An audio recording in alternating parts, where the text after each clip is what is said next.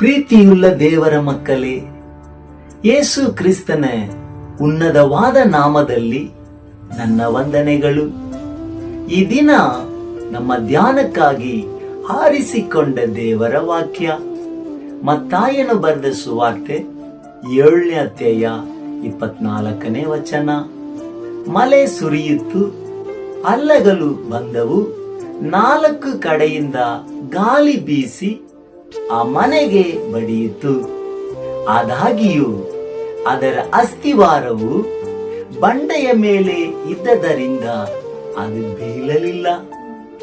ಹಾಗೆಯೇ ನಿಮ್ಮನ್ನು ಯಾವ ಬಿರುಗಾಳಿಯಾದರೂ, ಮಳೆಯಾದರೂ, ಅಲೆಗಳಾದರೂ ಕದಲಿಸಲು ಅಥವಾ ಬೀಳಿಸಲು ಸಾಧ್ಯವೇ ಇಲ್ಲ.